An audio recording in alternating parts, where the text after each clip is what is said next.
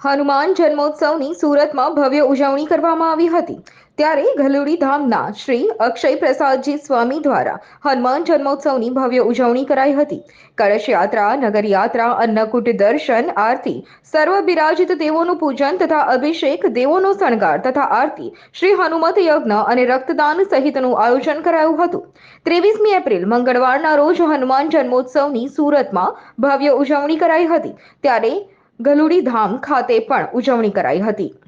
ભગવાન શ્રી હરિની અદ્ભુત આજ્ઞાને અનુસરીને ગલુડી ધામ સ્વામી શ્રી અક્ષય પ્રસાદ તેમજ પરમ પૂજ્ય વંદનીય 1008 વડતાલ ધામના પીઠાધિપતિ શ્રી લક્ષ્મીનારાયણ દેવ સંસ્થાના આચાર્ય શ્રી અજયેન્દ્ર પ્રસાદજી મહારાજ શ્રી તથા 108 લાલજી મહારાજ, નૃગેન્દ્ર પ્રસાદજી મહારાજ શ્રી યાજ્ઞા અનુમતિથી પધારેલ પંચદેવોને ચૈત્ર સુદ પૂનમને મંગળવારના પવિત્ર દિવસે 15 વર્ષ પૂર્ણ થાય છે।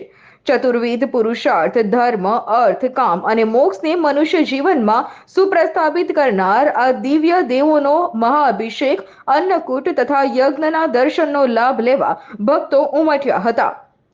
તો સર્વે કષ્ટોનું નિવારણ કરવાવાળા શ્રી કષ્ટભંજન હનુમાનજી મહારાજ તથા નવગ્રહોની પીડાને હરવાવાળા શ્રી નવગ્રહ પીડા હરણ હનુમાનજી મહારાજનો આ પવિત્ર દિવસે હનુમાન જન્મોત્સવ હોય આવા મંગળમય પર્વ નિમિત્તે દિવ્ય દેવોના દર્શન પૂજનનો લાભ લેવા ભક્તો પધાર્યા હતા। તો ભાવિ ભક્તોએ જણાવ્યું હતું કે વેદ શાસ્ત્રોનું મતે યજ્ઞ યાગાદિનું અનેરું મહત્વ બતાવ્યું છે। તેમાં શ્રી હનુમંત મહાયજ્ઞ એટલે આદિ, વ્યાધિ અને ઉપાધિ ત્રિવિધ તાપોના શમન દમન માટે સુખ, શાંતિ અને સમૃદ્ધિ અર્થે થનારો પરમ કલ્યાણકારી યજ્ઞ, જેમાં રોગ, દોષ, ગ્રહ પીડા આદિ પરતંત્ર, પરમયંત્ર પર વિદ્યા છેદીને અનંત દુઃખ દરિદ્રતાને આહુત કરી સ્વમંત્ર, સ્વયંત્ર, સ્વવિદ્યા પ્રગટ કરવાની તક મળે છે। ગલુડી ધામના આંગણે કળશ યાત્રા, નગર યાત્રા, અન્નકૂટ દર્શન તથા આરતી, સર્વ બિરાજિત દેવોનું પૂજન તથા અભિષેક, દેવોનો શણગાર, આરતી અને શ્રી હનુમત યજ્ઞ બાદ આશીર્વચન સભા યોજાઈ હતી। તો સાથે રક્તદાન શિબિરનું પણ આયોજન કરાયું હતું। અંતે મહાપ્રસાદ યોજાયો હતો, જેનો ભક્તોએ લાભો લીધો હતો। આ કાર્યક્રમમાં રાજકીય મહાનુભાવો, શિક્ષણ મંત્રી પ્રફુલભાઈ પાનસેરિયા, કરંજ વિધાનસભાના ધારાસભ્ય પ્રવીણભાઈ ઘોઘારી, પૂર્વ મેયર હેમાલીબેન ભોગાવાલા, મેયર શ્રી દક્ષેશભાઈ માવાણી, 24 સુરત લોકસભાના બિનહરીફ થયેલ સાંસદ મુકેશભાઈ દલાલ, વિરોધ પક્ષના નેતા સહિત અન્ય અગ્રણીઓ પણ ઉપસ્થિત રહ્યા હતા। ગલુડી ધામ કામરેજ તાલુકો, જિલ્લો સુરત, એમાં ગલુડી ધામ આવેલું છે। આ ગલુડી ધામ વર્ષોથી 17 વર્ષ થઈ ગયા। આજે પાટોત્સવ છે। આજે દિવ્યાતિ દિવ્ય દેવોનો પંચદેવોનો પાટોત્સવ, એ નિમિત્તે હનુમાન જયંતિનો પણ સુમેળ અવસર આવી રહ્યો છે।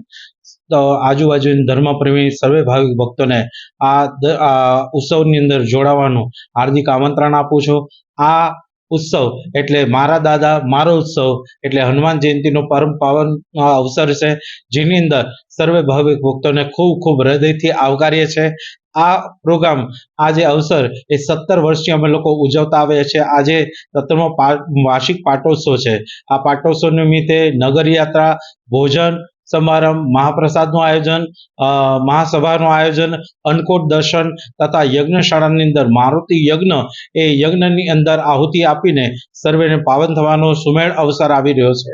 માટે દરેક ભાવિક ભક્તોને, આજુબાજુની સુરતની ધર્મ પ્રેમી ભાવિક ભક્તોને ખૂબ ખૂબ હૃદયથી આવકાર્ય છે। સર્વેને હૃદયભર્યું આમંત્રણ છે। જય સ્વામિનારાયણ। આ અવસરની અંદર 10,000 થી વધારે પબ્લિક આજે આવવાની શક્યતા છે। અને ખરેખર નવયુવાન જે મિત્ર વર્ગ જોડાયેલા છે, આબાલ વૃદ્ધ જોડાયેલા છે, એ દરેકને અમે હૃદયથી ભાવ સાથે આવકારીએ છીએ। દરેકનું હૃદયથી સ્વાગત કરીએ છીએ। અહીંયા ગલુડી ધામની અંદર શનિવારે ખાસ કરીને ભક્તોની ખૂબ માનવ મેદની ભરાય છે। ખૂબ ખૂબ માનવ મહેરામણ આવે છે। લોકો દાદાના દર્શને અવારનવાર આવતા જ રહે છે। પણ શનિવારનો અનેરો મહત્વ છે। શનિવારના દિવસે દાદા પણ ખૂબ પાવરફુલ અને ખૂબ હાજરા હાજર હોય, એવી રીતે દરેક ભક્તોને દર્શન આપવા માટે આતુર હોય છે। અને દરેક હરિભક્તો પણ દર્શન કરવા માટે, દાદાને મળવા માટે એટલા બધા આતુર હોય છે, ખૂબ ઘોડાપુર ઉમડાય છે। અને દરેકના મનમાં એવો ભાવ હોય છે કે દાદાના વહેલામાં વહેલા દર્શન કરીએ, અમે પાવન થઈએ। અહીંયાથી લોકો દર્શન કરીને પોતપોતાના કામે જતા રહે છે. એટલી બધી તાલાવેલી હોય છે કે સવારના 5 વાગ્યાથી માનવ મહેરામણ ભરાય છે અને સવારે પોતાના કામકાજ અંગે પણ પછી જ જાય છે, જ્યારે પહેલા દાદાનું દર્શન કરે છે.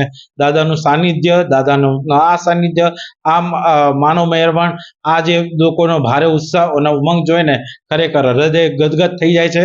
અને આજકાલના નવયુવાનોને મારી ખાસ ભલામણ કે પોતાના બીજી શેડ્યુલમાંથી થોડો ટાઈમ કાઢીને આજનો યુવાન જે માર્ગ તરફ વળી રહ્યો છે, પરંતુ તે માર્ગે ન વળતા આ ધાર્મિક માર્ગે વળે છે અને દાદાના દર્શન કરે છે, દાદાનું સાનિધ્ય રહે છે અને હનુમાન ચાલીસાના પાઠ, વડવન સૂત્રના પાઠ, બજરંગબાણના પાઠ આટલું કરીને જે કામ ધંધા પર ચડે છે, દાદા એમની મનોકામના અવશ્ય પૂરી કરે છે અને દાદા એમનું કાર્ય પરિપૂર્ણ કરે છે. એવા હૃદયથી ખૂબ આશીર્વાદ અને ખૂબ ખૂબ સફળતા ભર્યું. સ્વામિનારાયણ. જય શ્રી પંચદેવ કષ્ટભંજન દેવ હનુમાનજી મહારાજ ગલુડીધામ. સરસ જગ્યા ઉપર પૂજ્ય શાસ્ત્રી સ્વામી શ્રી બાલકૃષ્ણદાસજી સ્વામીના આશીર્વાદ અને અહોભાવના સેવાનો ભાવ જાગી અને અક્ષરદાસજી સ્વામી ખૂબ સરસ રીતે લોકોના દુઃખ દૂર કરનારી આ જગ્યા. આમ તો હનુમાન છે ને એ કળિયુગનો હાશકારો છે, હનુમાન છે ને એ કળિયુગનો હોકારો છે અને યુવાનો માટે બળ છે.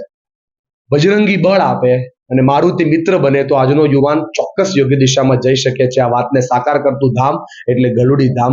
સંતોએ બહુ સરસ મજાની સેવા પૂંજીને વાવી છે. સત્કર્મ એ જ સાચી પૂંજી છે. સત્કર્મનું ફળ હંમેશા માટે સુખ હોય. આ વાતને સાકાર કરતી ગુરુજીનો મહિમા આજે લાખો લોકો સુધી પહોંચ્યો છે.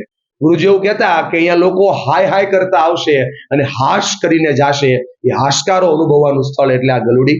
છેલ્લા 17 વર્ષથી સરસ મજાનો આ ઉત્સવ ઉજવાઈ રહ્યો છે. આપ સૌ જ્યારે પણ નવરાત્રાઓના વિસ્તારમાંથી નીકળતા હોય તો એકવાર આ દાદાના તેજમય સ્વરૂપનું દર્શન કરવા માટે આપ સૌને ભાવભર્યું આમંત્રણ છે.